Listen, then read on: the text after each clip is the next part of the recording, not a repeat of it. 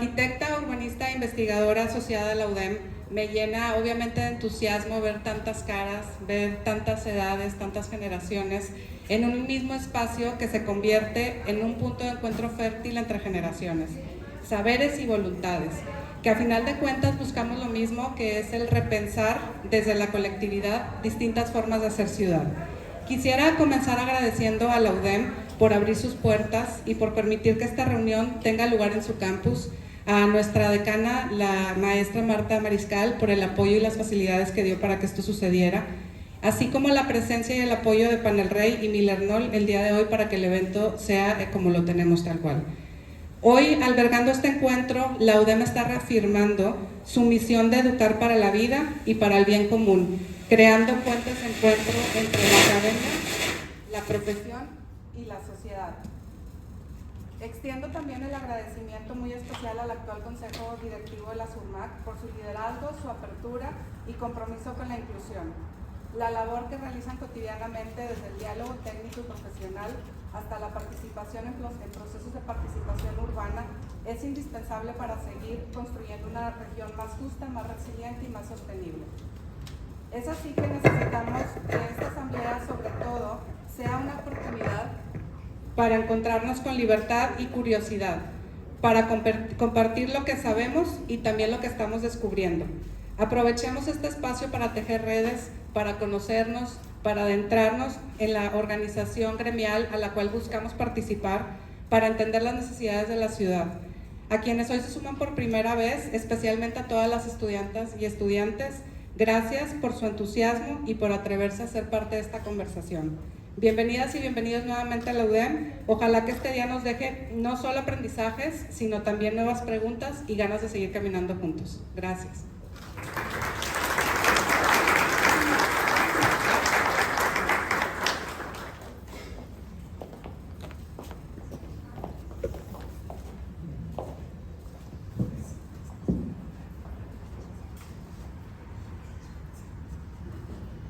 Muchas gracias, arquitecta Ana Cristina, por tus palabras de bienvenida y en especial a la UDEM por organizar y permitirnos este espacio donde miembros de la SURMAC y alumnos hoy podremos convivir en este espacio. Desde que hemos estos últimos meses platicado, hemos hecho un gran equipo con otros organismos como asociaciones civiles de otras disciplinas como el Colegio de Arquitectos, y en este caso nos estamos acercando ahora a universidades. Entonces hemos coincidido en muchas ideas, hemos platicado en estos últimos meses, coincidimos en proyectos también, por ejemplo, en la iniciativa Arquitectas MX. Entonces nos gusta mucho esta nueva colaboración con Cristi, el doctor León Steines, que hemos estado colaborando también. Y reconocemos también mucho el compromiso, dedicación de nuestros asociados, y su participación activa ha sido fundamental para el progreso de nuestra comunidad. Gracias por estar aquí en la UDEM hoy, este día, y por su flexibilidad a cambiar un poco el formato. Y también a los alumnos, porque sabemos que también no siempre en sábado a las 9 es la mejor hora para ustedes. Entonces, gracias a todos ustedes. Estamos iniciando esta iniciativa de acercarnos a las universidades. Esta va a ser la primera vez en la UDEM, y en próximos meses también estaremos convocando probablemente en otras sedes, con el objetivo de tener acercamiento con más alumnos de carreras afines al urbanismo, de arquitectura, las maestrías en asuntos urbanos, en diseño urbano y todas estas disciplinas que se complementan. Hoy más que nunca es crucial que trabajemos juntos, y trabajar en equipo es la clave para enfrentar los desafíos que tenemos el día de hoy.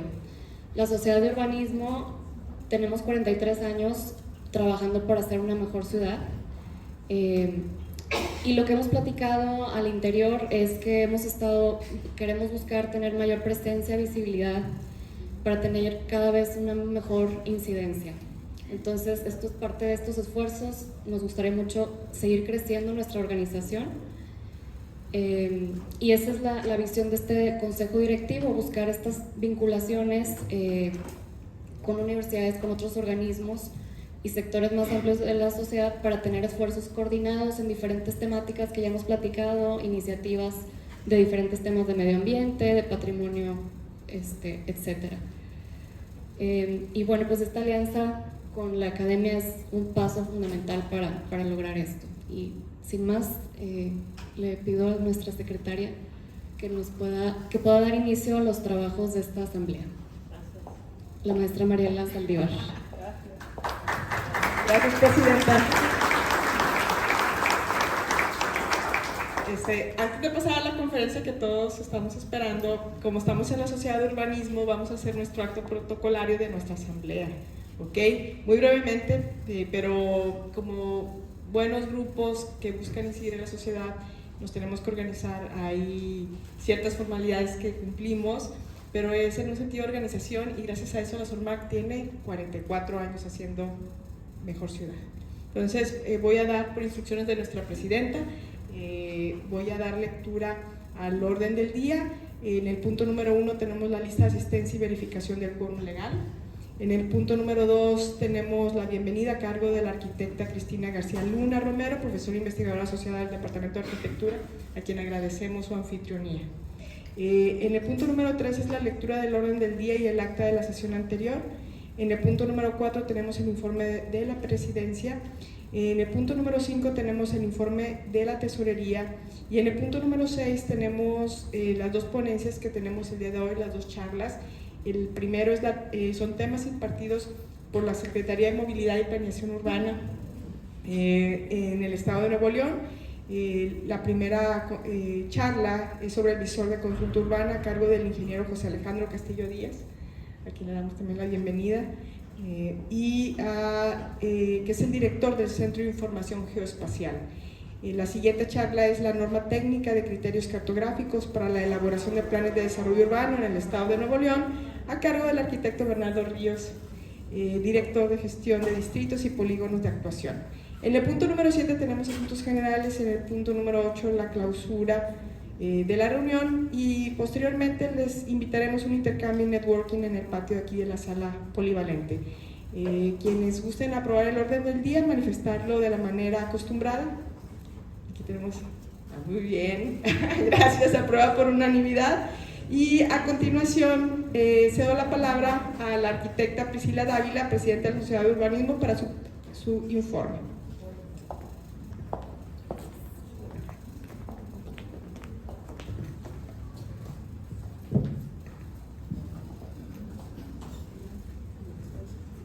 Muchas gracias, secretaria. Bueno, quería aprovechar para platicarles brevemente qué es la Sociedad de Urbanismo. Y no es fácil decir 43 años, pero nuestra misión ha sido ser un grupo de profesionistas especialistas en diferentes disciplinas que todas convergen en temas de ciudad. Hemos sido un grupo que estudia y propone mejoras en leyes, programas, reglamentos, y hemos sido el referente en desarrollo urbano sostenible por todos estos años. Desde 1982 somos la asociación que se ha mantenido unida y activa en los temas urbanos de Monterrey y su área y la región. Algunos logros a lo largo de estos años, desde 1982, que fue la fundación. En 1988 varios de nuestros miembros fundadores participaron en el primer plan director de la ciudad de Monterrey. En 1999 participamos en la Ley de Ordenamiento Territorial de los Asentamientos Humanos y de Desarrollo Urbano.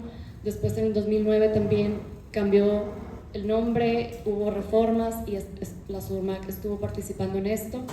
En el 2017 cambia de nombre y también varios contenidos importantes, y ahora es la ley actual de asentamientos humanos, ordenamiento territorial y desarrollo urbano para el estado de Nuevo León. Y más recientemente, en 2014, participamos en impedir el cambio de pendientes mayores a 45 grados, con el objetivo de proteger nuestras áreas naturales, nuestras montañas, que son nuestra fuente de vida. Entonces, bueno, platicarles un poquito la trayectoria de nuestra asociación. Nuestros miembros, que algunos pueden ver en estas fotos, pues tenemos de diferentes disciplinas, tenemos abogados, porque las leyes son un tema totalmente relacionado con la ciudad. Todo el tiempo tenemos que estar entendiendo, leyendo leyes. Tenemos economistas, que es una profesión que también es muy importante para nosotros. Tenemos trabajadores sociales, tenemos ingenieros civiles, ingenieros especialistas en temas de medio ambiente también, y otras profesiones relacionadas. Y bueno, ¿por qué tenemos una cosa muy importante? Es que en la ley de asentamientos humanos se determina las asociaciones o las cámaras que participan en los consejos de los municipios en temas de desarrollo urbano, y el Consejo Estatal de Ordenamiento Territorial se designará como sigue. Entre varios otros organismos está la Sociedad de Urbanismo, por eso tenemos presencia en varios municipios a nivel estatal y en todos estos temas. Y también tenemos mucha presencia de mujeres en nuestra asociación, lo cual nos hace sentir bastante orgullosos también. El día de hoy tenemos la toma de protesta de 3 nuevos miembros, a quienes les pido por favor si pueden pasar al frente, y voy a presentarlos brevemente. El arquitecto Óscar Fernando Mendoza Lozano, quien es director de LGZ Arquitectura y doctorando en Filosofía con orientación en asuntos urbanos por la Universidad Autónoma de Nuevo León. La arquitecta Ana Laura Méndez Burgoyne, coordinadora de Planeación Regional de la Subsecretaría de Ordenamiento Territorial y del Espacio Público del Gobierno del Estado de Nuevo León y docente en la carrera de Arquitectura del Tecnológico de Monterrey. Y el arquitecto Osvaldo Zurita Zaragoza, quien es fundador y director de la firma Ecotono, especializada en urbanismo de paisaje. 3 arquitectos de gran trayectoria que nos enorgullece que se unan el día de hoy a la Sociedad de Urbanismo. Estoy segura de que con ustedes la Sociedad de Urbanismo avanzará hacia un futuro más próspero, y les voy a pedir por favor a todos ponerse de pie para iniciar el protocolo de toma de protesta. ¿Protestan ustedes cumplir y hacer cumplir la Constitución Política de los Estados Unidos Mexicanos, la particular del Estado y las leyes, reglamentos y acuerdos que de ellas emanan, los principios buscados por la Sociedad de Urbanismo Región Monterrey, establecidos en sus estatutos, y contribuir a la planeación del medio ambiente y del desarrollo urbano, viendo en todo por el bien y la prosperidad de la región? Si así lo hicieran, que la sociedad se los agradezca, y si no, que se los demande. Muchas gracias.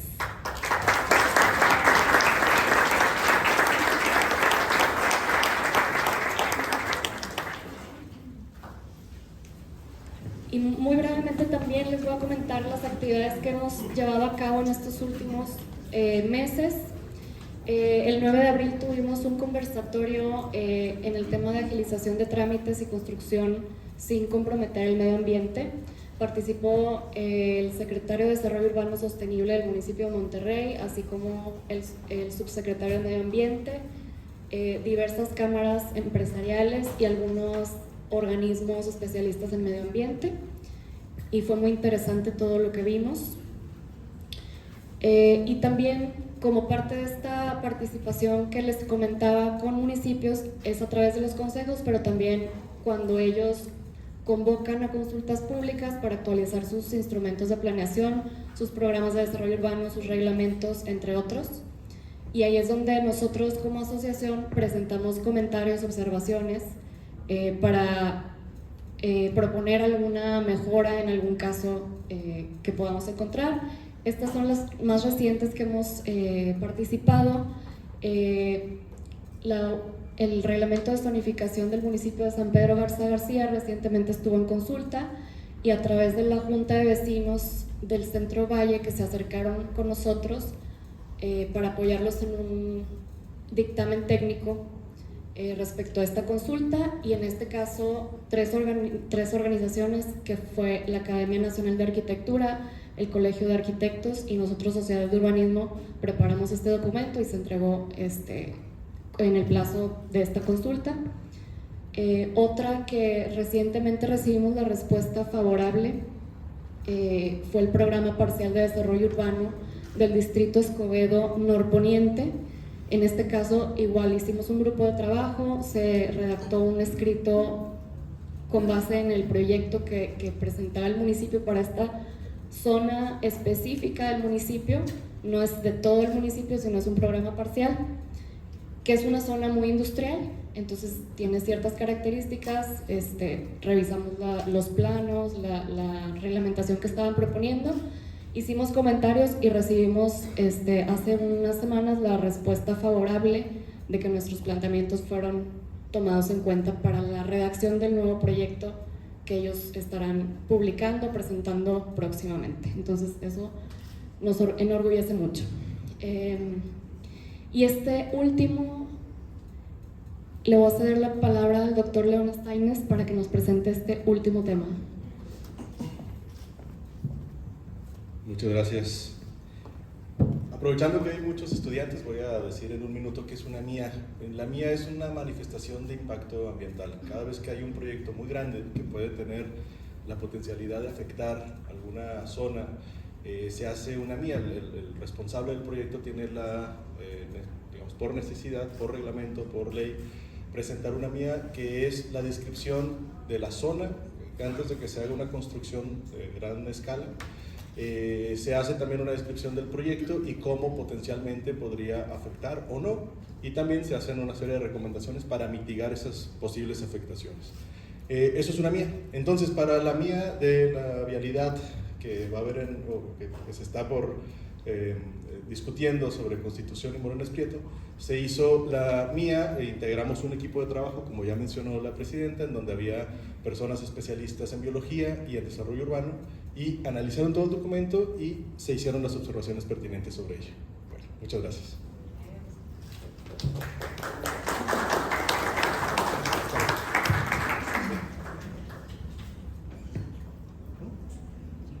Bueno, y ahora le vamos a dar la palabra a Elvira Cantú, que nos va a hablar sobre otro proyecto que también está la SURMAC involucrada. Hola, muy buenos días a todos y a todas. Bueno, yo les voy a platicar de una idea que surge de la mesa directiva de la SURMAC, que cabe resaltar que no tiene un antecedente. Es la primera vez que se hace así tal cual, y creo que es una idea bastante innovadora, que a la vez como profesionales y como ciudadanos pues nos va a ayudar muchísimo a estar más involucrados en los temas de la ciudad. Entonces, bueno, este proyecto trata de realizar un análisis de las iniciativas que están ahorita activas en el Congreso del Estado. Entonces, pues bueno, trata básicamente de formar una comisión con personas del gremio que estén interesadas en participar y que nos apoyen a cumplir principalmente 3 objetivos. El primero es pues analizar estas iniciativas, sobre todo en materia de, bueno, en el Congreso existen diferentes comisiones, entonces de los diferentes temas, ¿no? Pero realmente los que nosotros nos estamos enfocando ahorita y los que son más de nuestra competencia es en materia de medio ambiente, de desarrollo urbano, desarrollo metropolitano y movilidad. Y como segundo punto también es, y creo que estos últimos 2 objetivos también son medulares, porque es estar al pendiente de los calendarios, del calendario de las sesiones, de las comisiones, de cuando se suben a pleno, justamente pues para poder lograr incidir y tener algún posicionamiento. Normalmente estas iniciativas, pues la verdad es que ni nos enteramos qué pasan, no nos enteramos que suceden y que se reactivan, porque hay muchas que pues ya tienen ahí tiempo y siguen ahí pues como guardadas, ¿no? Entonces de repente de un día para otro se reactivan y nos enteramos como muy superficialmente por los medios de comunicación, etcétera, pero luego a veces ya no nos da tiempo realmente de analizarlas, de revisarlas, de ver si es algo positivo o no tanto para el desarrollo de la ciudad, ¿no? Entonces es estar al pendiente de este calendario y sobre todo de tener mejores canales de comunicación para poder justamente estar avisando cuando surgen estas iniciativas, que se vayan a discutir tanto en comisiones como ya cuando vayan a pasar a pleno. Entonces, pues básicamente estos tres objetivos o el objetivo de esta comisión es ser el primer filtro de todas estas iniciativas, para posteriormente, y como el fin último, es poder mantenerlos informados a la sociedad, a la asociación, y sobre todo poder emitir un posicionamiento, una opinión o una estrategia para participar en estas iniciativas. Entonces, pues nosotros nos estamos dando la tarea de hacer como que todo este trabajo previo, de juntar todo en una base de datos, analizarlas, etcétera, y estar al pendiente para posteriormente poder formar ya como grupos de trabajo específico que nos ayuden a tener un posicionamiento ante estas iniciativas. Y bueno, ya muy rápidamente les comento que ahorita estamos trabajando varios asociados de la SURMAC, Daniela Contreras, que está por allá, Diana Padilla, Rubén Guajardo, Brandon, Jorge París, que también está por allá, y pues todo también con el apoyo de asesoría de la licenciada diputada maestra Mariela Saldívar. Ella nos ha capacitado desde cómo revisarlas, de dónde extraer la información, qué temas son realmente trascendentales o qué temas son a los que tenemos que estar como el ojo ahí muy atentos. Y pues bueno, yo soy la que estoy coordinando este grupo de trabajo, la que pues darle seguimiento como a esas actividades. Y ya finalmente, pues nada más que sepan que actualmente, bueno, la última actualización fue del 16 de mayo, hasta ayer no hubo actualizaciones, entonces ahorita estamos revisando 243 iniciativas en las 4 comisiones, y pues bueno, un poco también el trabajo es de esas 243, pues cuáles son las que les vamos a estar dando como más prioridad. Y pues bueno, como ya verán, es un número bastante grande. Hasta ahorita pues la verdad es que somos pocas personas, entonces también les quiero hacer una invitación para que los que estén interesados en ayudarnos a revisar todo este material, pues nos puedan contactar, ya sea conmigo, con Brandon, que está acá en la puerta, y también a través de nuestras redes sociales nos pueden escribir por ahí. Y pues nada, en las siguientes sesiones también ya les estaremos dando más avance de cómo vamos con este tema. Entonces, sí. Quisiera comentar algo al respecto. Se me hace excelente la iniciativa de estar revisando esto, sobre todo aquellas iniciativas que tengan que ver directamente con los temas que tratamos, porque creo que la SURMAC tiene mucho valor o presencia moral, peso moral ante las autoridades, entonces pesa la opinión de la SURMAC. Creo que pudiera agregarse, y ya lo hemos comentado juntas, que también salgan iniciativas de nosotros. O sea, una cosa es revisar las iniciativas que otros ponen y otra es que lo que nosotros opinamos como grupo, que son cosas valiosas y fundamentadas, las pongamos sobre la mesa. Entonces yo creo, es más trabajo, pero creo que vale mucho la pena. Hay que hacer ambas cosas, tanto revisar lo que otros están proponiendo para que no nos metan goles, pero también nosotros proponer cosas positivas.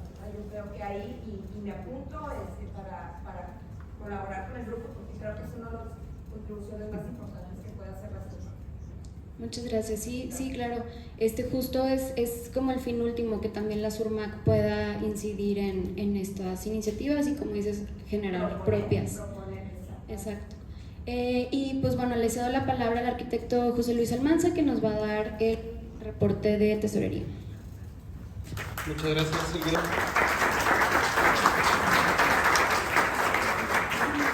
Bueno, en estos minutos ya pudieron ver un brevario, digamos, de todo lo que realiza la SURMAC, todas las actividades y grupos de trabajo. hoy que tenemos muchos estudiantes, me gustaría invitarlos a formar parte de la sociedad de urbanismo, a formar parte de estos equipos de trabajo, y para eso desde la tesorería estamos trabajando en un grupo de becas que van a ayudar o a abrir la sociedad a todos ustedes estudiantes e interesados. El primer paso es seguirnos en las redes sociales. Si registran ese QR, los va a llevar a la página de Surmac del Instagram, y a través de ahí es donde vamos a establecer las bases de participación para que ustedes puedan acceder a una de estas becas. La Sociedad de Urbanismo, así como esta asamblea, se reúne cada mes, generalmente en el Casino Monterrey, y especialmente este año pues hemos tratado de diversificar eso con el contacto con las universidades. Hoy nos tocó con la UDEM, y muchas gracias a la UDEM por eso. Pero de esta manera pueden irse enterando cuándo son las asambleas, cómo participar y cómo integrarse a la asamblea, y un día, así como lo vivimos hoy con estos 3 arquitectos, pues tomarles protesta a algunos de ustedes en una de nuestras asambleas. Y pues es todo, muchas gracias.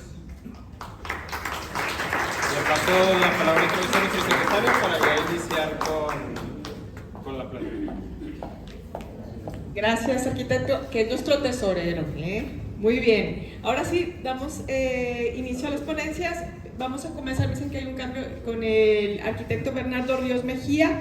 El arquitecto Ríos Mejía es arquitecto por la Universidad Autónoma de Nuevo León. Cuenta con una maestría en asuntos urbanos realizada también en la Facultad de Arquitectura de la máxima casa de estudios. En su tesis explora la relación entre el espacio público y la calidad de vida urbana de los polígonos de pobreza de la zona metropolitana de Monterrey.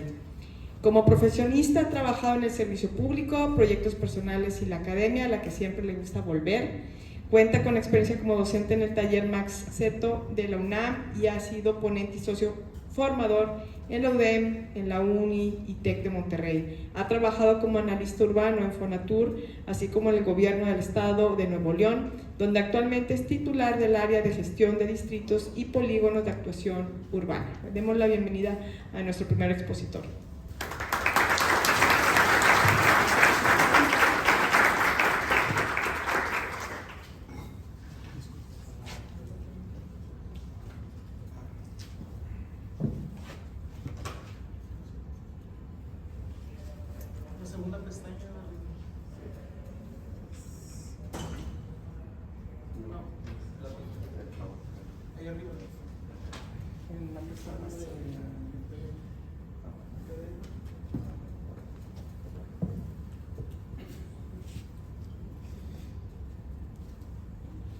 Dos.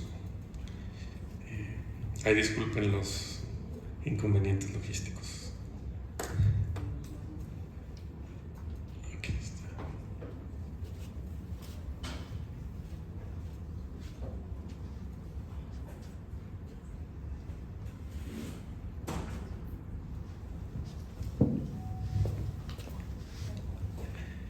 Bueno,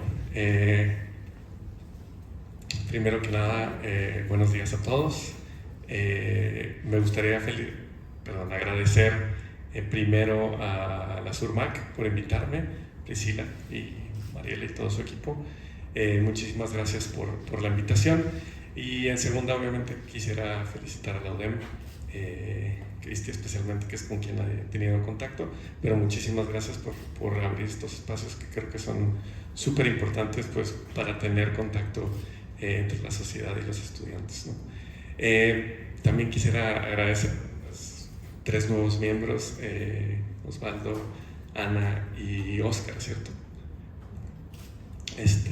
Les confieso que yo no he hecho la tarea, de hecho me falta por temas de tiempo, pero seguramente pronto, Priscila, ahí podemos cuadrar eso. Pues sin más preámbulo, les voy a presentar un breve esfuerzo que se logró hace poco. De hecho, esta norma se publicó el 24 de marzo en el periódico oficial, y es un esfuerzo que se logró en la Secretaría o en la Subsecretaría de Ordenamiento Territorial. Primero que nada, o más bien un poco para conocer quién está acá, y ajustar un poco el discurso. De los estudiantes presentes, levanten la mano, ¿quién estudia arquitectura? Ok. Urbanismo, ingeniería, ¿no? Bueno, entonces la mayoría de arquitectos en casa. Entonces, bueno, la norma técnica es básicamente un esfuerzo para llegar a una homologación a nivel estatal. Me gustaría sobre todo encuadrar primero el tema de la problemática que tenemos a nivel ciudad, ¿no? Al final de cuentas la norma, si bien es bastante relevante el día de hoy, creo que lo más importante es saber dónde estamos parados, ¿no? Y las múltiples problemáticas que tenemos a nivel ciudad, ¿no? Esta es la zona metropolitana de Monterrey en 1990 con 307 kilómetros cuadrados. Esta es 10 años después, con 397, es decir, que creció el 30% en área urbana. Después, en el 2010, o de 2000 a 2010, se dio el crecimiento más grande en los últimos 50 años, que fueron 48%, es decir, casi duplicó su tamaño. Y esta es el área urbana del 2019. Esta información sale de un estudio presentado en el TEC, de Alejandro Carpio, y lo importante mencionar aquí es, fuera de temas complicados que siempre se mencionan, temas de movilidad, desarrollo urbano, es el tema de la talla afecta a los problemas que tenemos actualmente, ¿no? Obviamente no es lo mismo como lo que pasaba a principios de siglo, cuando el área metropolitana se concentraba en un palmo de terreno bastante chico y era muy fácil ir de un lado a otro, ¿no? Caminar, inclusive andar en bici, y las rutas, por ejemplo, de camiones que se necesitaban, pues eran realmente pocas, ¿no? Pero esta talla o este crecimiento que se ha dado no es exclusivo del área metropolitana de Monterrey, ¿no? Muchas de nuestras ciudades a lo largo y ancho del territorio nacional han ido expandiéndose por obvias razones de crecimiento demográfico, pero además Monterrey tiene la particularidad que sigue siendo un nodo de trabajo, de industria y de migración interna, ¿no? Si bien la mayoría de la población que vive en el área metropolitana de Monterrey ya es de hecho foránea, de hecho en el censo del 2020 pues la conformación de la población de hecho cambió, ya no es la minoría mayoritaria de las personas de San Luis, sino las de Veracruz. Pero al final de cuentas, estas dinámicas han ido impactando en cómo funciona la ciudad, ¿no? Tenemos, por ejemplo, el caso de García o de Juárez, de personas que se tienen que trasladar al centro metropolitano, porque aún sigue siendo el centro metropolitano, pues el área neurálgica donde están todos los trabajos, junto con Valladolid, ¿no? Al final de cuentas, aunque Monterrey se ha expandido y se ha ido comiendo municipios como Apodaca, Escobedo, inclusive ya llegando a zonas de pesquería, el centro metropolitano sigue siendo, junto con Valle Oriente, la zona donde hay más empleos a nivel ciudad, ¿no? Y estas dinámicas, de hecho, justo vienen pues, de la conformación histórica de la ciudad, ¿no? Siguen llegando la gente, y por eso en las horas pico vemos que la gente entra, por ejemplo, a San Pedro y a las 6 de la tarde regresa y es un caos, ¿no? Entonces, al final de cuentas, este tipo de problemáticas que todos vemos y vivimos día con día, pues al final de cuentas son temas de planeación, de ordenamiento territorial, y son muy importantes tener en cuenta para el tema de lo que vamos a presentar, de este pequeño esfuerzo realmente que se ha logrado en la Secretaría, que es básicamente la norma técnica, ¿no? Como les mencionaba, algunas de las problemáticas son pues esa expansión urbana con viviendas totalmente alejadas de equipamientos y de zonas de trabajo, falta de infraestructura, pérdida de cobertura vegetal. Entonces, digo, hay un sinfín realmente de problemáticas que podemos hablar que se han generado con esta expansión urbana. Pero al final de cuentas creo que una de las cosas más importantes es darnos cuenta de quiénes somos y hacia dónde vamos, ¿no? De hecho, Cristi ya lo mencionaba al inicio, lo que queremos es sumar voces, porque al final no hay una ciudad, sino hay múltiples ciudades, ¿no? No es lo mismo pues la experiencia de vivir la ciudad de la gente Pedro, la gente que vivió en Escobedo, la gente que vivió en el centro de Monterrey, ¿no? Entonces, quisiera que salgamos de esta narrativa usual que en Monterrey es súper utilizada, de básicamente Monterrey es esto, ¿no? Valle Oriente, el atirantado y fundidora. Sí, sí es Monterrey todo eso, pero también esto es Monterrey, ¿no? La Colonia Independencia, la Avenida Juárez, con edificios totalmente olvidados, abandonados, y que al final de cuentas hay una, no una voluntad, pero sí hay un descuido. Es decir, estas problemáticas que tenemos a nivel ciudad, pues son básicamente por no atenderlas, ¿no? Entonces, por ejemplo, es una expansión para Suazo, si mal no recuerdo. Y por ejemplo, también el tema de la industria.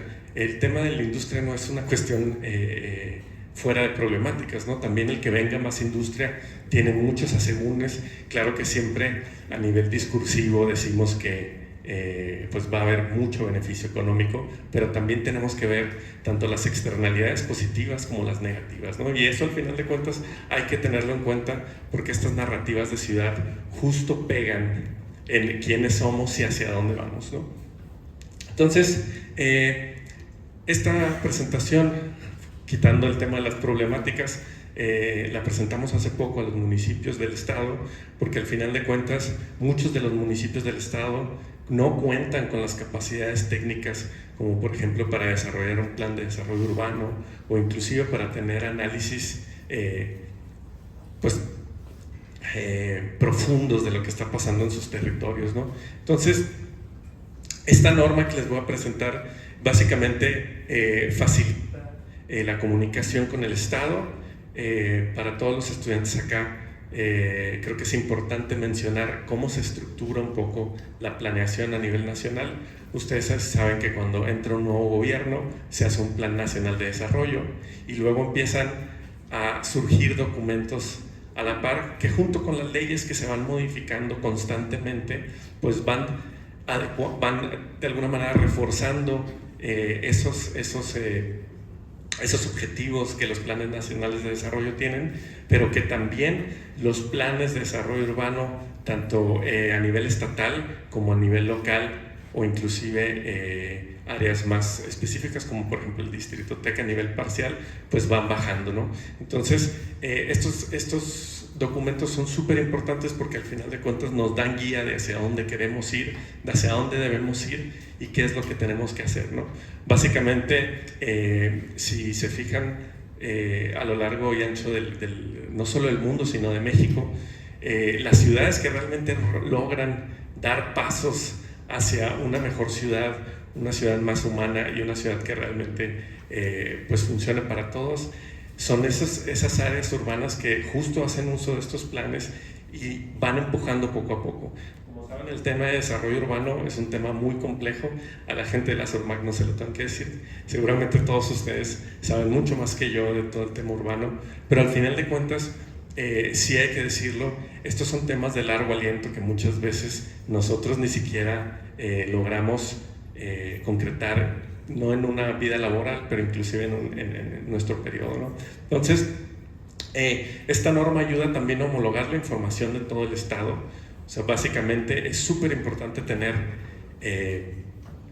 pues justo bases de datos e información que podamos compartir. La experiencia, de hecho, que hemos tenido en la Subsecretaría de Ordenamiento Territorial es que todavía actualmente, 2025, hay municipios no solo del área metropolitana, sino fuera del área metropolitana, que no cuentan ni siquiera con información, no cuentan con planes actualizados, etcétera, etcétera.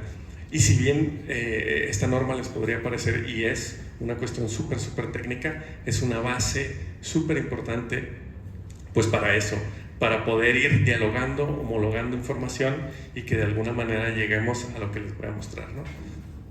Obviamente esta norma está basada sobre documentos que INEGI publicó en 2022 y 2023, si mal no recuerdo, y es una guía básica también para que los municipios puedan revisar pues toda la información que se les entregan en los planes de desarrollo urbano, ¿no?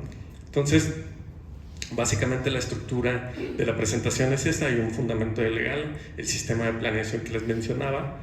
Esto lo voy a saltar para no complicarnos el día de hoy, y al final pues el tema de la norma, ¿no? Entonces, como bien les mencionaba, a nivel local pues hay unos planes que de alguna manera dictan el desarrollo de lo que tendremos que estar haciendo para que la ciudad vaya avanzando en el sentido que queremos. El más importante o de mayor escala es el Programa Estatal de Ordenamiento Territorial, que básicamente hace poco la Dirección de Ordenamiento, que la arquitecta Ana Méndez, que está aquí presente, ha estado participando en todo el proceso de elaboración y de publicación. Y estos 7 programas, pasando por los regionales, los metropolitanos, los sectoriales, los municipales, pues llegamos hasta los programas parciales, ¿no? Todos estos instrumentos que de alguna manera rigen y dictan lo que tenemos que hacer a nivel estado y a nivel ciudad, obviamente tienen cartografía anexa, no solo diagnóstica, sino también analítica y de estrategias que de alguna manera nos ayudan a no solo leer la ciudad, sino ver dónde es que podemos hacer cosas, ¿no? Entonces, básicamente, dentro de los requisitos me los voy a pasar rápido, pero este es el más importante porque es justo donde la norma pega, ¿no? En el anexo gráfico que corresponde. La ley obviamente lo requiere y básicamente no se podría hacer un plan sin esto, pero lo más importante de esta norma es que, volvemos a lo mismo, fomenta la gestión metropolitana y eficientiza la toma de decisiones. Es decir, como urbanistas creo que somos conscientes que una de las problemáticas más grandes a nivel nacional es justo eso, la coordinación metropolitana. Actualmente son pocas ciudades las que realmente tienen un IMEPLAN constituido como tal, y para los estudiantes es bien importante tener esto en cuenta, ¿no? Todo el entramado jurídico que hace parte y que sustenta la toma de decisiones a nivel estatal y local, pues obviamente tiene que estar bien articulado y al final de cuentas no se pueden actuar fuera de él, ¿no? El problema es que en 1999, cuando se modifica un artículo que todos los urbanistas conocemos, que es el número 115, donde básicamente se dice que son los municipios los que van a tener la capacidad de gestionar su territorio, y hay opinión propia. Yo creo que este artículo siempre debió de haber tenido una salvedad, ¿no? Porque al final de cuentas las zonas metropolitanas tienen dinámicas diferentes y no pueden funcionar como actualmente funciona la zona metropolitana de Monterrey, que parecieran que son básicamente 16 feudos que cada uno ve para sí, y entonces no articulamos las cuestiones. De hecho, de las pocas ciudades, y aquí también la gente que me conoce va a decir, bueno, es que siempre mencionas Guadalajara. Sí, porque la verdad es que te pones a buscar en el territorio. Cuando yo estaba de estudiante, por ejemplo, era muy común decir, no, es que en Alemania, no, es que en Dinamarca. No, actualmente ya pasa a nivel nacional. Guadalajara es una de esas ciudades que en los últimos 15 años ha dado una serie de pasos agigantados hacia tener no solo una toma de decisiones a nivel metropolitano, sino las figuras y los instrumentos y los consejos legales para que esto suceda, ¿no? La creación del IMEPLAN, si mal no recuerdo, en el 2009, porque el primero a nivel nacional fue el de León en 2002, antes inclusive de la conformación de la ley de 2017, ¿no? Pero estas figuras realmente de toma de decisiones son súper importantes, porque al final de cuentas pues ellos han podido instrumentar proyectos a lo largo y ancho de la ciudad, ¿no?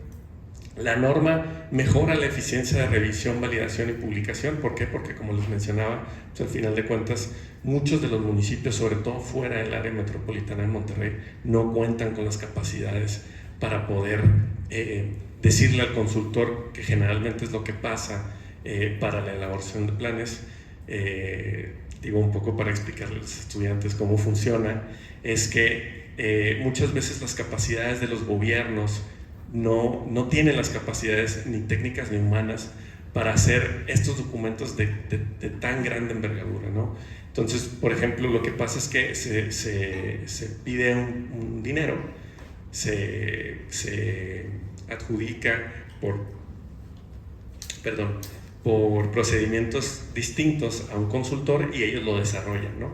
Pero muchas veces los municipios no tienen inclusive la capacidad como para poder revisar esto bien a bien. Y si bien la norma solo dicta el tema de la cartografía, pues es una de las partes mucho más técnicas y que al final de cuentas muchas veces se carece del expertise para poder hacerlo. Esta norma de alguna manera les ayuda y es una primera guía y es un primer paso porque al final de cuentas, y lo digo con toda sinceridad, es perfectible la norma. Inclusive ya hay una norma de INEGI del 2024 que habla de un geoportal y una georreferencia, pero nosotros creímos en la subsecretaría. Al final de cuentas la norma fue elaborada por las 3 direcciones que conforman la secretaría, todos participamos en algún momento de ella, la Dirección de Ordenamiento Territorial, la Dirección de Espacio Público y la dirección en la que yo soy titular de Polígonos de Actuación. Entonces, esta norma de alguna manera les ayuda a eso, ¿no? Y también algo súper importante, y creo que a nivel nacional está causando muchísimo revuelo, pues el tema de la transparencia, ¿no? Saben que con toda esta desaparición de los organismos federales como el INAI, y que al final de cuentas son organismos que lo que quieren es tener esa transparencia y ese acercamiento con la ciudadanía. Si bien esto en los últimos años pues no ha sido, o creo personalmente no han sido los pasos hacia donde queremos ir, pues al final de cuentas este tipo de esfuerzos contribuyen de alguna manera y cuando se vuelvan a activar estos mecanismos seguramente la información estará ahí. Se estandarizan procesos, se homologan contenidos cartográficos, se facilita la integración y se garantiza la interoperabilidad de esta información, ¿no? Entonces, la norma técnica, esta es la carátula como está publicada en el periódico. El 24 de marzo se publicó, si mal no recuerdo. Hubo una consulta pública previa a eso, obviamente, en febrero.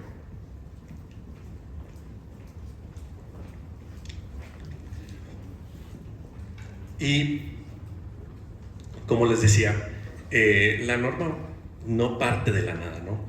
Hay unos criterios, una norma técnica de Geodésico Nacional, que de hecho el biólogo Jaime Muñoz tuvo a bien compartirme cuando estábamos empezando a ver las posibilidades de crear una norma para el Estado. Eso ya hace 3-4 años. Y después estos son los 2 documentos que les menciono, que son los criterios cartográficos desarrollados por Gobierno Federal en 2022 y los que están al lado, los de 2023. Los de 2023, justo son los que les digo que ya tienen una consideración de un geoportal o algún tipo de intercomunicación entre todos los sistemas de bases de datos de los municipios. Pero como les mencionaba, esto seguramente va a tomar un tiempo para que llegue, por ejemplo, a Los Ramones o a Miri Noriega o a municipios que realmente no tienen actualmente la capacidad para tener este tipo de bases de datos actualizadas en tiempo real y que cuando se cambie algún tipo de una conformación de un lote, etcétera, etcétera, pues se vayan actualizando en tiempo real. Entonces, por eso nosotros consideramos que el paso previo, que es básicamente el de 2022 que saca INEGI, es súper importante porque ya es un primer paso para llegar a eso que queremos, ¿no? Obviamente la norma tiene especificaciones sobre las proyecciones y sistemas de coordenadas, que no sé si aquí quién maneja sistemas de información geográfica y cartografía. ¿Pueden levantar la mano?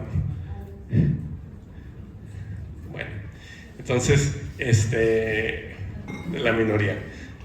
Pero bueno, lo importante de esto mencionar es que dentro de la experiencia de la Secretaría, por ejemplo, van a decir, bueno, en 2025 tenemos inteligencia artificial, hay muchísimas cosas que se pueden hacer uso para compartir información, etcétera. No, todavía hace 2-3 años habíamos, no voy a echar de cabeza a nadie, pero que nos entregaban sus planes en AutoCAD. Y entonces esto es un problema, porque al final de cuentas cuando nosotros queremos cruzar la información y queremos ver estas dinámicas, que recordemos la parte inicial de la presentación, no somos unos feudos, no somos unas islas, no somos unos territorios aislados, ¿no?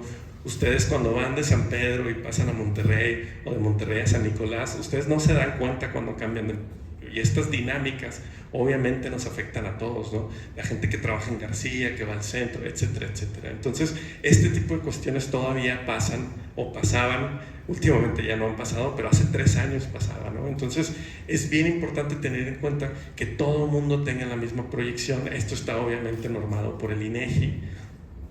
Y también la manera en la que se presentan los datos, ¿no? Al final de cuentas, si ustedes no manejan sistemas de información, imagínense que son unos mapas con unos vectores o unos polígonos, puntos, líneas, lo que ustedes gusten, que tienen adosado a esa información una tabla de Excel.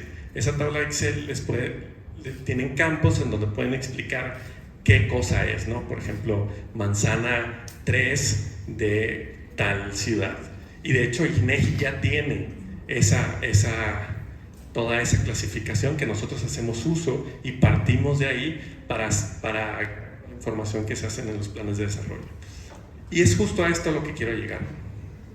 Y volviendo al tema de Guadalajara. No solo Guadalajara en los últimos 15 años ha transformado la ciudad completamente. Si ustedes conocen la ciudad de Guadalajara, hay un antes y un después realmente del gobierno de Alfaro, nos guste o no. O sea, toda la cara de la ciudad cambió. Y al final de cuentas, no solo el tema de la ciudad ha cambiado, sino también en temas de gobernanza. El IMEPLAN, nosotros aquí contamos con varios, pero son institutos municipales de planeación. El IMEPLAN es metropolitano y al final de cuentas tiene y cuenta con varios instrumentos como este de aquí, que de hecho tengo la fortuna de haber conocido, o una muy buena amiga estuvo inmiscuida en este proyecto, y es básicamente, se llama SIGMetro, es el sistema de información y gestión metropolitana. Entonces, ustedes, está activo en este momento, ustedes se pueden meter a internet y pueden explorar la página, toda esta información es descargable, toda la información es disponible, y al final de cuentas, si bien es cierto la norma no logra esto, digamos que da un pequeño paso para que eso pase a nivel Nuevo León. De hecho, si en Monterrey, o más bien el estado de Nuevo León, lograra hacer esto a nivel estatal, sí sería el primer estado en lograrlo, porque el sistema de SIGMetro pues básicamente funciona para los 9 municipios del área metropolitana de Monterrey. Y acá, como bien saben, si bien está constituida la zona metropolitana de Monterrey jurídicamente con 9 municipios, pues ya tenemos dinámicas de interacción pues prácticamente con 16 o 18, depende cómo se vean, ¿no? Entonces, este sistema, por ejemplo, es bien interesante porque al final de cuentas, ahora que Alejandro les presente el sistema que se está trabajando, es un poco esto, ¿no? Y, por ejemplo, aquí tenemos la zonificación primaria del área metropolitana de Guadalajara, que todo el mundo puede consultar, los 9 municipios pueden consultar, pueden bajar, pueden cotejar, pueden ver dónde hay discrepancias, y al final de cuentas es una herramienta súper efectiva para gestionar el territorio, ¿no? Por ejemplo, aquí ven, en morado están los conflictos intermunicipales que existen a nivel estado o a nivel área metropolitana de Guadalajara, y esto también se puede resolver con este tipo de proyectos, ¿no? Saben, por ejemplo, lo que pasa aquí en el área metropolitana, el aeropuerto del norte, no sabemos si está en Escobedo o está en dónde, y entonces pues son problemáticas que se tienen que resolver pues para esto, ¿no? Para gestionar la ciudad de mejor manera. Aquí, por ejemplo, ven el crecimiento del área metropolitana de Guadalajara y el número de capas que pueden aprender y pagar pues, es enorme, ¿no? Entonces, básicamente, esto es a lo que nos gustaría llegar, ¿no? Pero todavía no tenemos la información actualizada y homologada. De hecho, en el 2021, si mal no recuerdo, en la Subsecretaría de Ordenamiento hubo un esfuerzo de pegar todos los planes de desarrollo urbano de los municipios, los que tenían, porque había unos que no estaban actualizados, y al final de cuentas ni siquiera los usos de suelo coinciden, ¿no? Porque muchas veces se sobreentienden o se malentienden los apellidos que se le dan, por ejemplo, a la industria, y había unos que inclusive ponían la vocación específica del predio, cuando esto se tiene que generalizar en, no sé, industria pesada, ligera, media, etc. Esto ya está normado internacionalmente, ¿no? Entonces, la norma no solo dice qué proyección y qué información debe contar, sino también el orden, ¿no? Entonces, como les mencionaba, dentro de los archivos que hay para el procesamiento de la información geográfica, siempre hay varios archivos, no es solo uno como un Word, sino que en estos sistemas siempre hay 4, 5, 6 archivitos que básicamente conforman la totalidad del archivo. ¿Por qué? Porque un archivo es la poligonal, otro archivo es la base de datos que sustenta esa poligonal, y eso está normado acá, y básicamente también dice qué planos se tienen que tener en el plan de desarrollo, ¿no? Entonces, también hay descriptores de los vectores, que es lo que les comentaba. O sea, esos polígonos, esos puntos, esas líneas tienen que tener una información básica que ya está normada aquí, ¿no? Después pueden ustedes, o pueden los municipios, porque vamos a ser bien claros con esto, esta norma pues realmente le atañe a los municipios, ¿no? Que son realmente los que hacen planes de desarrollo urbano. Pero, por ejemplo, si ustedes están interesados en el tema urbano, si ustedes revisan bases de datos de INEGI, de CONAPO, de la Secretaría de Educación, etc., pues toda esta información les sirve, porque ya saben, por ejemplo, qué es la información básica que al menos en el estado de Nuevo León se solicita, y si alguna vez les toca trabajar en un plan de desarrollo urbano, pues ya tienen la base aquí para poderlo presentar al estado. Entonces, otro tema importante que la norma pues homologa y pone en orden es el tema de la colorimetría, ¿no? Como les mencionaba, los planes de desarrollo urbano a nivel, inclusive área metropolitana, muchas veces no coinciden los colores uno con otro, ¿no? Seguramente los urbanistas aquí todos conocen que el morado es, por ejemplo, Ana viene de color industria, el rojo es comercio, etcétera, etcétera, ¿no? Entonces, inclusive se hizo un estudio de la colorimetría, porque inclusive había unos planes que eran muy chillones y que son inclusive incómodos para leer. Entonces se hizo toda una exploración de cuáles eran las capacidades, obviamente siempre respetando las normas internacionales, porque esta norma o de facto, estos colores de facto que se usan vienen de hecho de una norma del 44, si mal no recuerdo, en Estados Unidos. Entonces, bueno, básicamente aquí se homologan, o se dice cuáles son los que se tienen que usar. Y no solo eso, sino también se hace una homologación sobre colores a blanco y negro. ¿Por qué? Porque al final de cuentas muchas veces estos documentos sirven para sustentos legales, y ustedes saben que muchas veces en los tribunales o en las dependencias donde ven temas jurídicos sacan copias, se imprimen y todo blanco y negro, ¿no? Entonces consideramos que era de alguna manera también tener cierta homologación en los criterios de impresión a blanco y negro, pues para que de alguna manera pudiéramos tener la norma y decir, bueno, no veo el color, pero esto es área urbanizada, urbanizable o área de conservación, etcétera, ¿no? Entonces aquí tenemos toda la serie de colores, ¿no? Habitacionales, usos mixtos, etcétera, que ya están normados.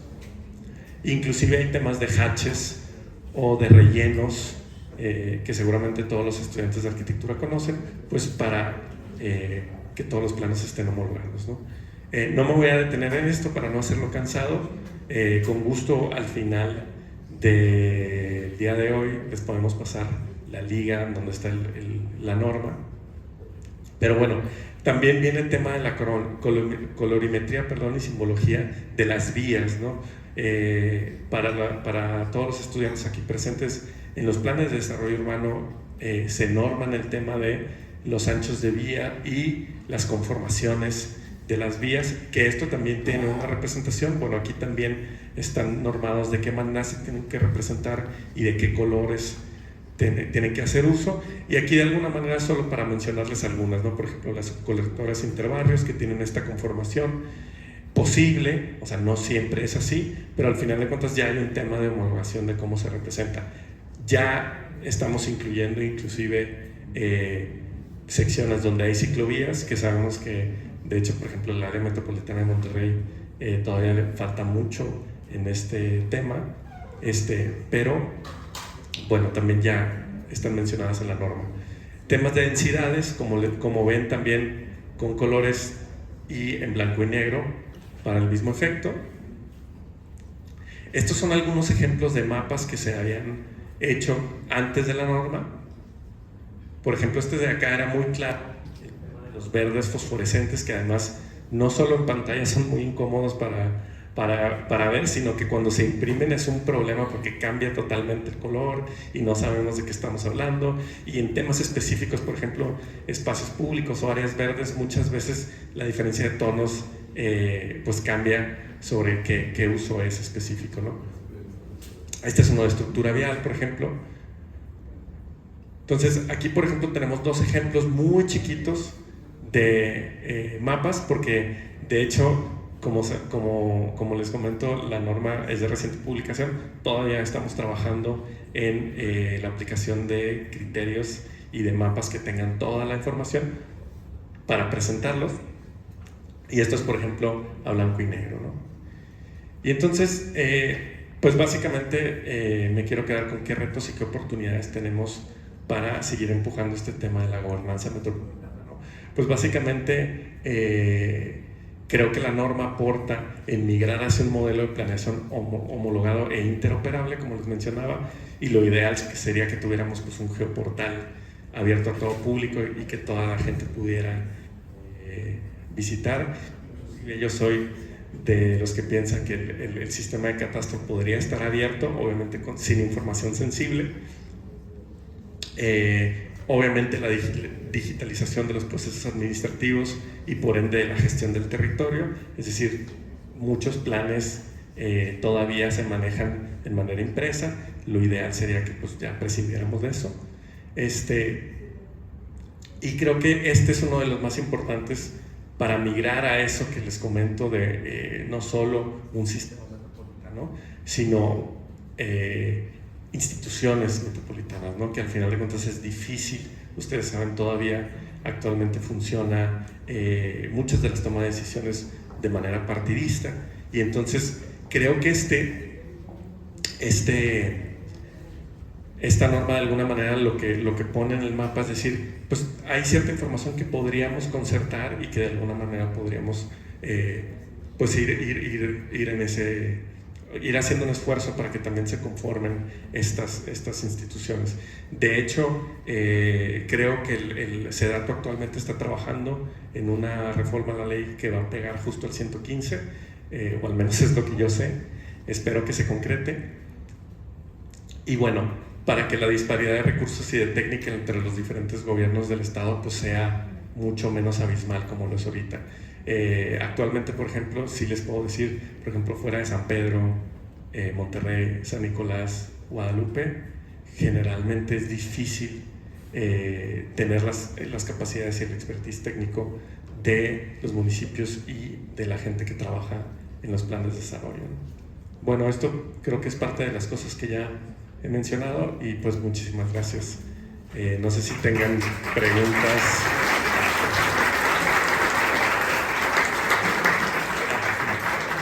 Creo que sí. Sí, vamos a dejar las preguntas al final para dar la oportunidad a nuestros siguientes expositores de platicarnos un poco de la aplicación de lo que nos explicó el arquitecto Bernardo. Gracias. Porque sí, o sea, digo, Nuevo León, si bien el Geoportal todavía no es público, sí tenemos Geoportal, en las próximas semanas se va a hacer pública la información. Lo cierto es que hay esfuerzos ya para poner en un solo lugar la información relevante para tomar decisiones para la ciudad, y es justo la presentación que sigue, ¿verdad? Entonces, agradeciendo, nada más quería aprovechar la oportunidad. Hay funcionarios públicos súper comprometidos con hacer lo mejor que se puede, juntar la información con lo que hay, porque no hay escenarios ideales. Y justo la presentación que viene habla de eso, de funcionarios muy comprometidos haciendo lo que se puede con lo que hay, y reconociendo también la contribución del biólogo Jaime Muñoz, que es toda una institución en el gobierno estatal. Voy a presentar al director,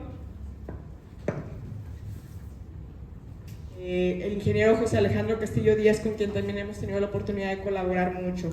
El ingeniero Castillo Díaz tiene estudios por la Universidad Autónoma de Nuevo León, de las facultades de Ingeniería Mecánica y Eléctrica y de Filosofía y Letras. Muy bien. Es diplomado en Estadística y Probabilidad por Harvard X, especialista en geomática, manejo de datos geoespaciales y geopolítica, secretario técnico del Consejo de Riesgos Geológicos e Hidrometeorológicos, titular del Centro de Información Geoespacial de la Secretaría de Movilidad y Planeación Urbana del Estado de Nuevo León, consultor y asesor geopolítico y de riesgos de diversos partidos y gobiernos y distintas campañas electorales en México, Centro y Sudamérica y Europa desde el 2004 hasta la actualidad. Es digitalizador y técnico en cartografía del Registro Federal de Electores del Instituto Nacional Electoral del 2008 al 2018 y analista geoespacial de la Secretaría de la Defensa Nacional del 2004 al 2007. Demos una bienvenida al ingeniero José Alejandro Castillo Díaz.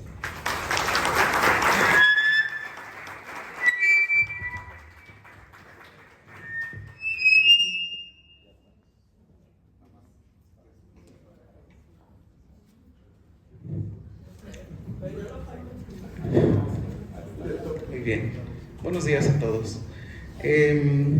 Primeramente quiero iniciar la presentación con una anécdota que tuve particularmente al inicio de la administración de este gobierno, y creo que el mayor problema del uso de la información es el desconocimiento.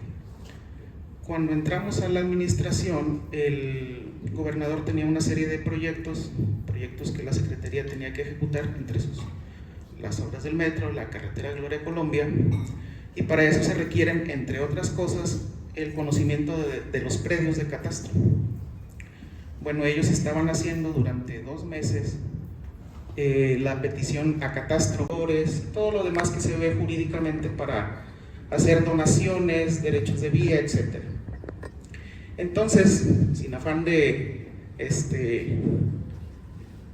dañar a Bernardo, quería comentar que lo que comenta sobre Guadalajara es parcialmente cierto, en el sentido de que Nuevo León es pionero en el uso de geoportales. El problema no es que existan los geoportales, sino el desconocimiento de ellos, primeramente. Y en segundo lugar, que lo que es verdad es que no hay homologación de estos datos. Entonces, en lugar de mostrarles una presentación, les quiero mostrar como tal el geoportal construido. Nuevo León tiene ya hace mucho tiempo, desde el 2007, que se inició primero con la Agencia del Desarrollo Urbano, después que se convertiría en el 2009 en el Centro de Información Geoespacial, Centro de Colaboración Geoespacial, y finalmente en el Centro de Información Geoespacial existe un geoportal del Atlas de Riesgo. En este Atlas de Riesgo ustedes pueden consultar todas las capas en las que el Estado ha analizado aquellos elementos que pueden ser causales de no urbanización o de que esa urbanización deba de ser analizada para las medidas de mitigación que se deban tomar para construir ahí. Hablo específicamente de lugares que tengan pendientes arriba de 45 grados, hablo de lugares que tengan problemas de conflicto de corriente, contravialidades, zonas que tengan corrientes menores, encharcamientos, etc. Existe un geoportal que es anterior a este que les estoy mostrando, y este se construyó con varios propósitos. Primero, mostrar que además de que existe el Atlas, hay un trámite en la Secretaría de Movilidad que es para eso, se llama medidas de mitigación. De hecho, también está promovido por Mejora Regulatoria, es en línea Nuevo León ahora, y la intención es la de acortar los plazos de este trámite. Pero también existe un desconocimiento grande incluso para desarrolladores y para particulares de que hay que tramitar este documento, ¿no? Entonces, en este portal que ustedes están viendo en pantalla se explica en qué consiste este trámite, que además se debe convocar y se constituye un consejo técnico para esto. A partir del 7 de octubre ya hay uno publicado, un reglamento nuevo en el que se dieron de alta los nuevos consejeros y el nuevo consejo, y pues la intención es otorgarle a las autoridades municipales pues una opinión sobre las autorizaciones o proyectos que estén realizando. También vienen la serie de requisitos que deben de entregar, que muchas veces solamente se entrega, es que yo necesito el trámite, pero además debe de haber una cantidad de estudios, y incluso también deben de tener la persona el consultor o la persona encargada de esto debe demostrar también su cédula profesional, ¿no? Además de eso, pues tiene un expediente técnico que también se muestran aquí las descargas, los documentos que deben de llenar. También muestra la ley de asentamientos o el artículo en donde está este trámite asentado, hacia quién se debe dirigir, los costos, porque tiene un costo dependiendo la cantidad de metros cuadrados que tenga el predio, y también depende si es unifamiliar o multifamiliar. El tiempo de respuesta, los derechos de pagos, ese también era un tema administrativo, porque la complejidad del trámite era que los municipios son quienes lo solicitan a Estado, pero el particular es el interesado. Entonces muchas veces se hacía la petición por oficio, pero no había una ficha de pago emitida. Ahora eso se les explica por qué existe, y para yo evitar retrasar el trámite, que soy el responsable del trámite, en caso de que no lo llegara a pagar, el documento lleva una especificación en un párrafo donde dice que solo surte efectos una vez que la ficha de pago ha sido emitida. Esto para evitar cualquier clase de retrasos, ¿no? También mucha gente pregunta, bueno, ¿y esos estudios cómo los hago? Bueno, pues se pone a disposición también un padrón de profesionistas de gestión territorial, que también aquí viene, todas las personas que se han registrado ante la Secretaría, que tienen consultorías para estudios geológicos, geotécnicos, de estabilidad de taludes, etc. Y con toda facilidad pueden solicitar esta inscripción a este padrón en la Secretaría de Movilidad también. Y luego menciona quiénes son los consejeros, ¿no? Pero bueno, partiendo de esto, anteriormente la gente que se encargaba de revisar el proyecto, pues tenía estos problemas de los que hablaba Bernardo hace un momento. Uno, ahí la mayoría de la gente hace los estudios en AutoCAD, que no tiene proyección geográfica. Algunos sí, que tienen conexión con CivilCAD u otro tipo de software, pero mayormente hay un desconocimiento alto. Ahorita les preguntaba quiénes manejaban información geográfica. La información geográfica lo que hace es que permite que eso que dibujas, ya sea un cuadro, un punto, una línea, tenga una relación con su espacio real en la Tierra. Eso es lo que hace la proyección geográfica, y por eso los sistemas de información son de alta relevancia, porque yo puedo dibujar el río Santa Catarina, pero necesito saber en dónde está ahí plasmado y qué elementos a su alrededor o rasgos físicos se relacionan con él. Pero yo quise ir más adelante. Les voy a mostrar ejemplos de algunos geoportales que existen. Por ejemplo, este es el del INEGI, y como lo mencionaba Bernardo con el tema de Guadalajara, es cierto, hay una infinidad de capas que tú puedes cargar aquí de geología, climáticas, hidrológicas, y las puedes descargar, pero no te permite interactuar con ellas. El portal solamente te permite consultar y revisar, no te permite tener relación con ello. Y lo mismo, no solo el de Conavío, sino también el mapa digital de INEGI hace la misma función. Este portal que se construyó en el centro tiene diferencias. Ahorita todavía está en modo de un prototipo, porque se pretende que consiguiendo recursos sea un motor para hacer muchas cosas, pero les voy a mostrar cuál es la principal ventaja de este. Vamos a suponer que yo quiero comprar un departamento, ¿no? Y lo quiero comprar de las zonas urbanizables que todavía quedan en San Pedro. Está, por ejemplo, Los Soles, frente de la Plaza Metropolitana, y yo no tengo conocimientos geográficos. Entonces Yo hago un punto o un trazo en Google Earth, lo descargo y aquí yo puse este polígono, ¿no? Es el polígono donde va a estar el predio o lo que quiero comprar. Bueno, ahora yo quiero saber si ese polígono se ve afectado en alguna manera por el atlas de riesgo. Entonces, aquí yo veo que sí. El atlas de riesgo lo afecta, según la simbología, en que tiene una inclinación, un riesgo geológico muy alto. Entonces eso a mí me puede saber, antes de comprar, saber si ya el predio pasó todos los filtros de un permiso, o si está en ese proceso, o si me conviene comprar ahí, porque muchas veces cuando se consigue un predio no se nos advierte, ¿sabes qué? Pero se inunda, pero ¿sabes qué? Hay una serie de cosas que sostener. Otro problema que hay grave ahora en la urbanidad y en este tema vertical es la factibilidad de agua, y que es un gran problema también en la ciudad. No hay suficiencia para hacer una torre de 500 departamentos hacia arriba, vamos a decirlo, y darles a todos agua y también la descarga del drenaje. Entonces, este visor te permite revisar eso. Y como ustedes vieron, a diferencia de los otros que te deja consultar, este visor te permite ingresar capas. Es decir, yo creo mi capa, que en este caso ya está ingresada, y le doy a abrir y ya me abrió este polígono que tengo aquí. Aquí ya lo dupliqué. Si lo ven, dice ejemplo inmobiliario. Entonces ya se montó 2 veces la misma capa, pero me permite revisarlo. Y la otra cosa es que, si ustedes se dieron cuenta, yo no instalé ningún programa. Los software de información geográfica son extremadamente caros. Por ejemplo, la licencia de ArcGIS Enterprise vale 1.7 millones de pesos. Y los software de licencia libre como QGIS, etcétera, requieren alrededor de 4.5 gigas para poder ser ejecutados. Eso sin mencionar que deben de tener el conocimiento para crear una consulta. Aquí no tienes que hacer absolutamente nada, solamente cargar. Por lo pronto se pueden cargar capas Shapefile, archivos SV de Excel, KMLs, GeoJSON, pero se va a buscar que también se puedan utilizar otro tipo de archivos como lo son el CAD, por mencionar algunos, ¿no? Y en nuestro portal del Centro de Información Geoespacial,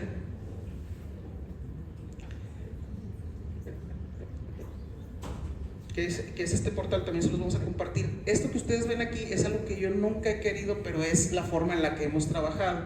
Es un tema que he platicado. Yo también quiero hacer una mención especial de aquí el biólogo Jaime Muñoz, exdirector del Centro de Colaboración, y ahora colaborador mío, que el problema es que las áreas quieren trabajar sus portales de forma separada. Entonces, por ejemplo, yo tengo todas las partículas y emisiones de la Secretaría de Medio Ambiente, y también tengo los clústeres como el de nube, pero de la Secretaría de Economía, y también tengo en un proyecto de escalonamiento de horarios. En la hidrografía del estado conozco dónde están los pozos. Esto porque cuando fue la crisis hídrica se nos pidió al centro analizar dónde estaban los pozos más cercanos para conectarse a las tuberías. Entonces, si ustedes lo ven, esto no es la forma de trabajar. Debe de haber un solo portal centralizado, como lo tiene el INEGI o el CONAVIO, que también son ejemplos de que están divididos. CONAVIO a su materia y INEGI a la suya, ¿no? Entonces, hacer el geoportal requiere de una serie de esfuerzos que, además de los técnicos, también obedecen a temas administrativos y políticos, que ese tema de todas formas está ya trabajando y ya está en muy buena medida de resolverse. Pero sí, en Nuevo León existen geoportales muy avanzados, muy bien cuidados, que le permiten a la ciudadanía consultar los datos, en muchos casos descargarlos.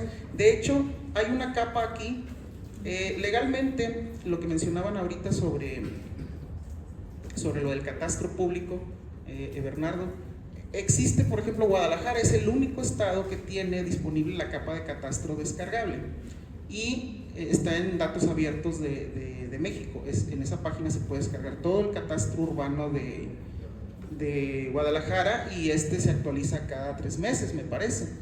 En el caso de Nuevo León, el problema de la publicación, por ejemplo, el centro no puede publicar el catastro, mas sin embargo este portal lo tiene. Sin embargo, no puede ser consultado. ¿Por qué? Porque los catastros tienen padrones, es decir, hay un dato de propietario que yo no puedo invadir, del valor de la propiedad también, del histórico de pagos. Entonces, todos esos datos yo no tengo autorización para publicarlos, pero puedo publicar la delimitación y ustedes la pueden observar. E incluso pueden dibujar sobre ella si la requieren. Y la otra ventaja es que este portal, si ustedes se equivocaron o le movieron o se perdieron, pues nada más le dan refrescar y haz de cuenta que no pasó nada.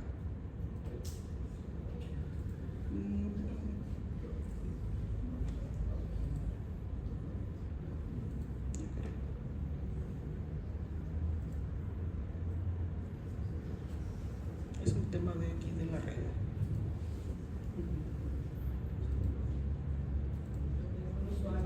Sí, listo.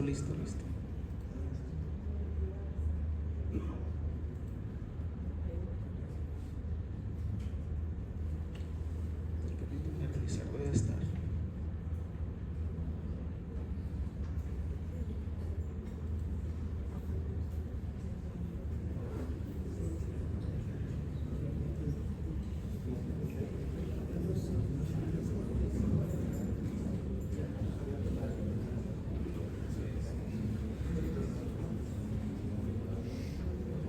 Bien, como el sistema depende del servidor central, está en mantenimiento el tema, ¿sí?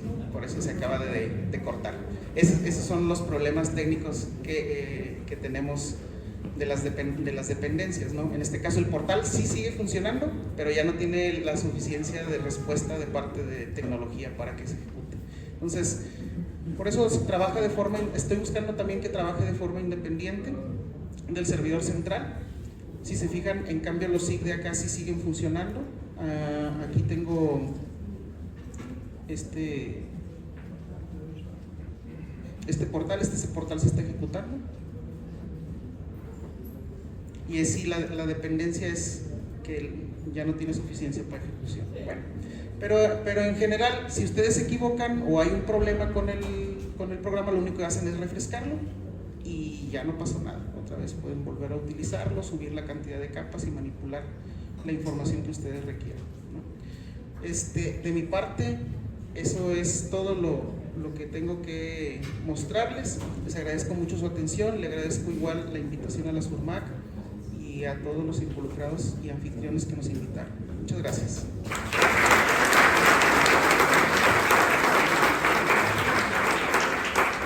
Muchas gracias, ingeniero. Pues tenemos un breve espacio para preguntas y respuestas. Vamos a campechanear entre asociados y estudiantes para que preparen sus preguntas. Por favor, si nos pueden ayudar con el nombre, a quién va dirigido. Hola, mi nombre es Mariela Rivas. Felicidades, Bernardo y el compañero, no me acuerdo el nombre, Alejandro.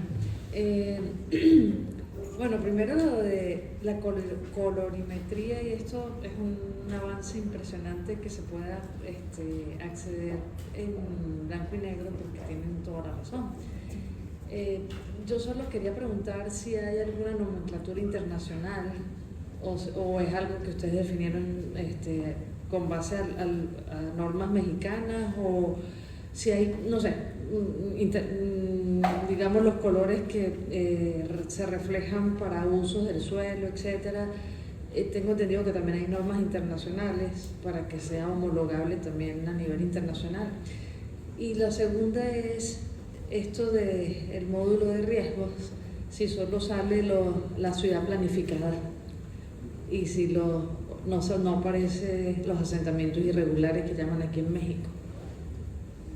O sea, si tú puedes meter, no sé, Jomama, José María Maldonado en la zona de la Alianza, que es un asentamiento irregular, y puedes saber si el río Pesquería se lo va a llevar o no. Gracias.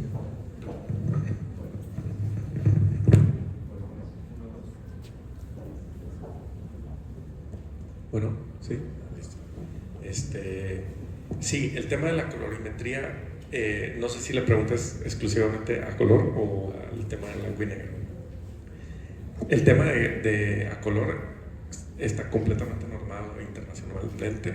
Como les mencionaba, los colores vienen desde por ahí de 1940 en Estados Unidos, cuando se empezaron a hacer todos los planes de zonificación de Estados Unidos, y al final de cuentas ellos, pues como muy estandarizados que son, hicieron toda una normativa que después se adoptó prácticamente en el resto del mundo. La diferencia es que se fue desvirtuando con el tiempo porque había muchos apellidos, por así decirlo, o ocasiones específicas que se iban implantando en los usos que se proponían. Entonces, de alguna manera lo que hacemos nosotros es homologarlo, y ya después el predio específico podrá tener algún, o sea, inclusive he tenido la experiencia de ver planes que dicen hasta qué giro de empresa es, por ejemplo, vidriera o lo que sea, y al final de cuentas para el tema de desarrollo urbano lo importante de primera instancia es si es una industria pesada, ligera, media, etcétera, etcétera, ¿no? Y hay ciertas especificaciones, pero sí está normado. En el tema de blanco y negro, sí hay unas normas internacionales, pero no están tan de facto utilizadas. Entonces lo que se hizo es una propuesta. Ahora, lo importante aquí es que la norma es fácilmente modificable porque por el proceso jurídico interno que se tiene a nivel estatal se puede volver o se pueden hacer cambios, ¿no? Entonces creo que lo importante es que se empiece a usar la norma, se empiece a experimentar. Seguramente hay errores, o sea, como todo proyecto es perfectible, pero lo importante es que si en unos 2 o 3 años tenemos observaciones claras sobre qué debe modificarse, lo podemos hacer, la volvemos a publicar y entra en vigor ya con esos cambios, ¿no? Y la verdad es que al ser una norma técnica y además que no impacta a la ciudadanía sino exclusivamente a los municipios, es muy sencillo hacer la modificación. Seguramente podría tardarnos 3-4 meses en todo el proceso. Bueno, en relación a la pregunta que me comenta, se sabe que toda la zona del norte del estado, específicamente de Monterrey, ¿sí me escuchan ahí? Sí. Tiene problemáticas en la regularización de los predios. En ese contexto va su pregunta. ¿Sí? Cualquier asentamiento irregular. Existen. Si el módulo va a llegar hasta allá o no. Sí, existen esos, es que de hecho existen, porque el Centro de Información Geoespacial no solo le da ayuda a la Secretaría de Movilidad, en realidad es coordinación con todo el estado. En este caso con el FOMERREI envía todos los polígonos irregulares en donde hay predios no conocidos. Sin embargo, no la capa como tal o el objeto solamente está en una proyección, es decir, hay un amanzanado que está dibujado, pero no puede estar en catastro porque al hacerlo está reconocido como si fuera un predio.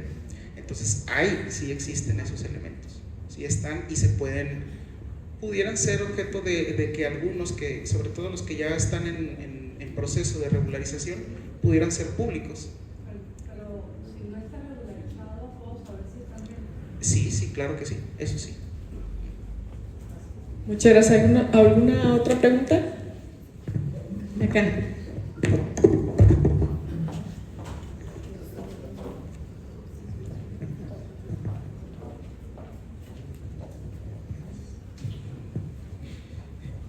Mi nombre es Armando Cuellar y son dos preguntas en general.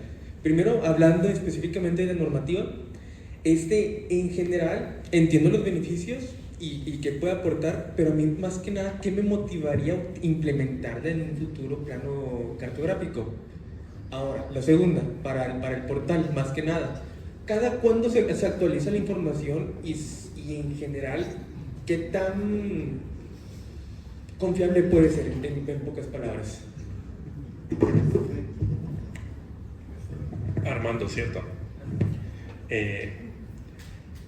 Al final de cuentas, cuando estas normas se crean, siempre de alguna manera hay, como decirlo, derechos y obligaciones, ¿no? Creo que la parte importante de la norma es, como lo mencioné varias veces en la presentación, es que muchos de los municipios en nuestro estado no tienen las capacidades técnicas para revisar, desarrollar o tener una guía básica para qué es lo que pueden o no pedir a los consultores que les hacen los planes de desarrollo, ¿no? Entonces, ¿y qué te incentivaría, a usarla? Es que al final de cuentas hay ciertos procesos administrativos que la ley local de asentamientos humanos dicta que se tienen que hacer para que un plan se publique. Entre ellos hay una congruencia con el Estado, porque al final de cuentas el Estado funge como revisor de los planes, porque al final de cuentas necesitamos seguir una relación con esos planes superiores que mencioné, tanto como el Plan Nacional de Desarrollo como los planes estatales, etc. Entonces, dentro de esa congruencia, uno de los requisitos ahora es que cumplas con la norma. Y como para los municipios, digamos, ya es un primer filtro, decir, si tú me entregas en AutoCAD tu plan, yo no te lo voy a recibir, porque ya está la norma publicada. Entonces, de alguna manera es un candado también, no solo para homologar la información, sino para que también ellos tengan una guía y obviamente devenga en una interoperabilidad de la información, ¿no? Sabemos que al principio siempre es como complejo adoptar estas prácticas, pero en todo el mundo se estandarizan las cosas para poder tener este tipo de relación y de gestión de la información, pues justo para eso, ¿no? Para que la zona metropolitana tenga esa información abierta para todos. Bien, ¿alguna otra pregunta? Complementario. Ay, discúlpame, Alejandro. No, cuidado. En relación a lo de la información, es que eso depende mucho de la dependencia. Particularmente te hablo, el centro le daba antes información a calidad del aire. Nosotros estábamos integrados con ellos y todo lo de las estaciones de calidad del aire nosotros lo teníamos. ¿De dónde viene la información? Bueno, hay diversas estaciones en la ciudad que tienen sensores y monitorean diversos contaminantes, etcétera, y eso causa un promedio y eso se publicaba en los portales. Ahora es responsabilidad total de la Agencia de Calidad del Aire, que ya es un órgano descentralizado.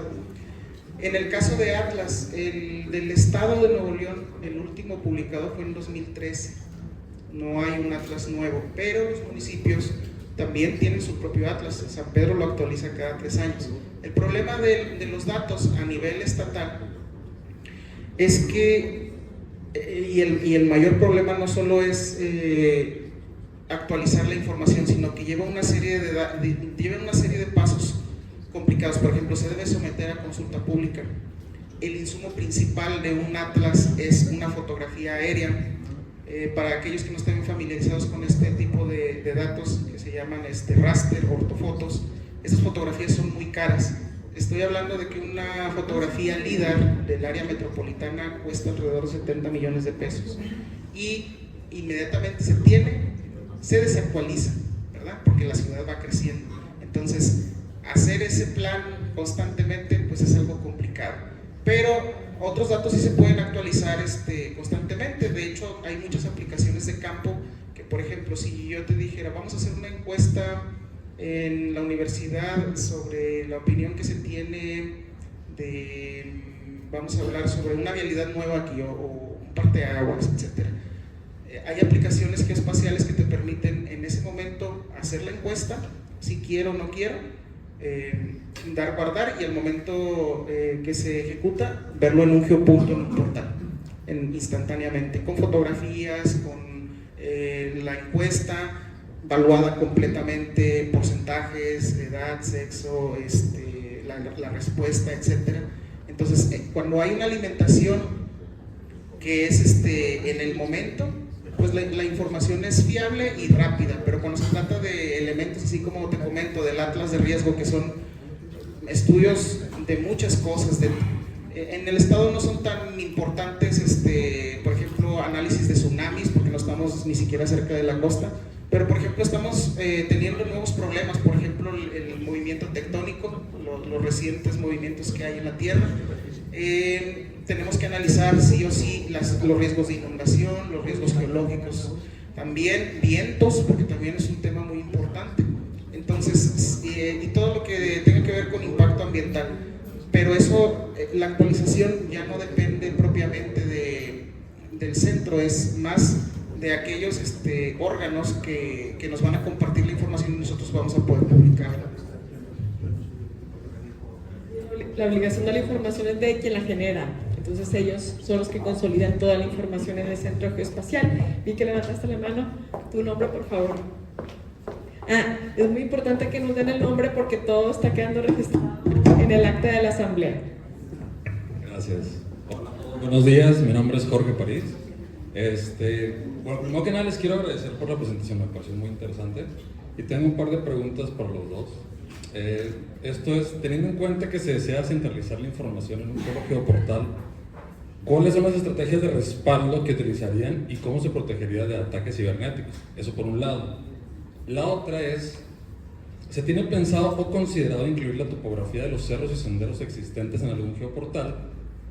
Y esto lo comento porque actualmente existe un auge en el senderismo, ¿no? Y creo importante que se tenga también como un análisis de los riesgos que pueden existir en los senderos, ¿no? Porque muchas veces se sube el cerro y no se tiene mucho conocimiento de ello, entonces yo considero que pudiera ser un buen proyecto tener los senderos y como también un buen análisis en eso. Entonces por ahí van las preguntas y bueno, agradezco a todos por la oportunidad. En relación de los senderos, existen esas capas, no están públicas, existen. El que no estén públicas obedece a lo mismo que les decía sobre la suficiencia tecnológica, pero se va a buscar también. Y tu otra pregunta, ¿me recuerdas? Era sobre los ataques cibernéticos. Bueno, miren, en esta relación quiero hacer algo muy puntual. Los sistemas de información geográfico trabajan totalmente diferente a una página de internet, a un HTML, un PHP. De hecho, yo como consultor político que he trabajado para varios partidos, pues ellos tienen informaciones sensibles, ¿no? Que no quieren que se compartan, los datos personales, etc. Y el hacerle un hackeo o algún daño cibernético a un portal geográfico es prácticamente imposible. No quiere decir que sea imposible, más bien lo único a lo que le puedes dañar de la información es a la página que tiene embetizado el portal. Es decir, tú puedes tumbar el dominio, no sé, geoportal.mx, pero no puedes dañar ni acceder ni robar los datos porque la encriptación geográfica es totalmente diferente. No se maneja como un archivo de Word o como un documento solo, sino es una serie de compilados que entre esos guarda proyecciones geográficas, coordenadas, cálculos matemáticos. Entonces es prácticamente imposible y hasta ahora, de hecho, cuando el gobierno central fue atacado hace poco y la Secretaría de la Defensa, la cartografía es uno de los insumos que nunca ha podido ser dañado, precisamente por eso. Muy bien. Últimas dos preguntas. Ingeniero. Gracias. Bueno, pues antes que nada, muchas felicidades a Priscila y a la UDEM por permitir celebrar este evento muy importante creo que para, en especial a nosotros los urbanistas que estamos al día viendo pues todas las problemáticas urbanas que hay aquí en la ciudad, en la metrópoli, en el estado, que son bastantes. Sí. Ahorita estamos viendo un tema muy técnico, que es el tema todo el tema de los sistemas de información y el tema de urbanismo, ¿verdad? Que son temas técnicos y muy amplios. Pero pues está el tema del urbanismo, ¿verdad? Que son las problemáticas que tenemos de desarrollo urbano, de medio ambiente, movilidad, contaminación, agua. Pues son temas muy, muy amplios y precisamente la felicitación, ¿verdad? Porque pues para estos temas es imposible que una persona, por más especialista o ganas tenga, pues es imposible atacarlos o avanzar. Entonces creo yo que una parte muy importante para esto, una posibilidad de avanzar un poquito más, es a través del apoyo de la academia, de los investigadores, maestros, alumnos, becarios. Qué bueno que hay este evento y pues más que nada para dejar tiempo, nuevamente muchas felicidades y ya. Yo como conozco un poquito del sistema de información, sí, yo sé que a lo mejor a los que no están involucrados, sí se hace esto, se ve muy, muy técnico, muy complejo, de hecho, un poquito difícil el avance, ya que, o sea, como decía bien los maestros, de que esas tecnologías tienen aquí en el Estado muchos años, ya más de 20 años, y yo creo que además de todo lo que ve, ¿verdad? Está al alcance de todos nosotros. Aparte de esta información, las herramientas, hay un sinnúmero de herramientas de análisis, de modelación, de cálculos, que se pueden hacer conjuntamente con toda la información espacial, ¿verdad? Hay varios software, como mencionaban el QGIS, está el AutoCAD Map, está el ArcGIS Online, que si le buscan un poquito no están tan sí inaccesibles, ¿verdad? Nada más es de que le dediquen un poquito de tiempo y pues sumarse a todo este proyecto del urbanismo que pues, a todos nos interesa. Gracias. Muchas gracias, ingeniero. ¿Y alguna última pregunta? Antes, porque ya hace hambre. ¿No? Bueno, o sea, sí, adelante. No sé, ya hace hambre, dice. Ahora. Mi nombre es Roy Alvarado y bueno, hace unas semanas más o menos leí una nota sobre un proyecto que se quería hacer en el río Santa Catarina de un viaducto por la avenida Morones Pietros, no recuerdo cómo decía la nota, y venían las siglas del MIA. Entonces quería saber si es algo que todavía se está viendo o, bueno, en caso de que se esté viendo, o sea, qué propuestas se han, digamos, propuesto para, digamos, evitar un alto impacto en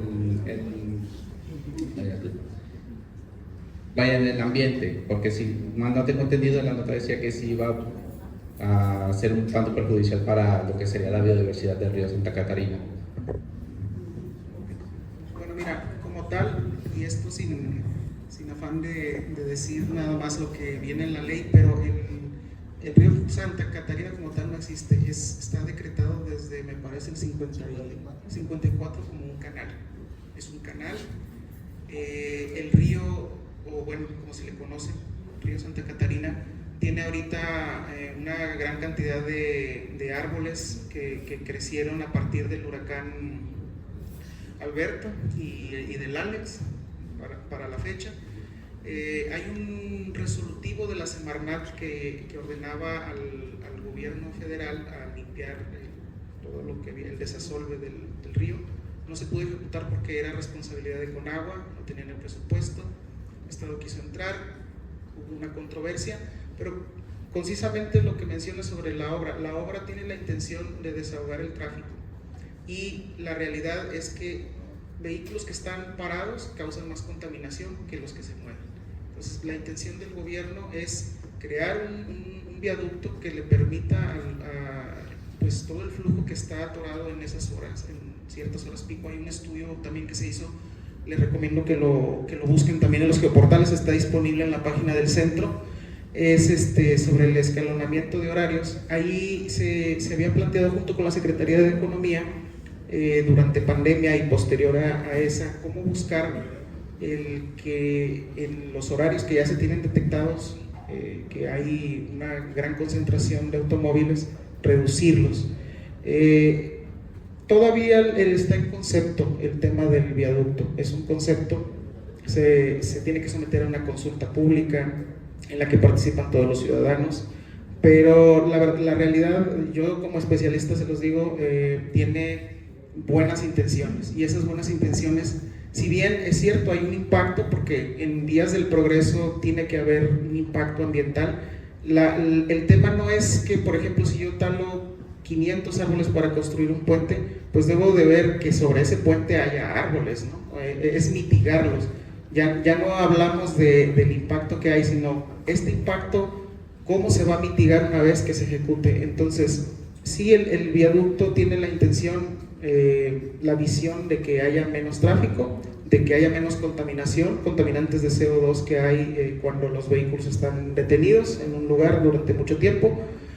Sabemos que en algunas ocasiones hay más de 1 hora o 2 esperando el movimiento de 30 minutos de un trayecto entre otro, que debe de ser de 30 minutos, a veces hasta 1 hora, y eso pues hace que no solo hablando del problema que causa en movilidad, sino también los contaminantes, pero pues sí, obviamente también hay que modificar algunas cosas en el río, ¿no? O bueno, en el canal.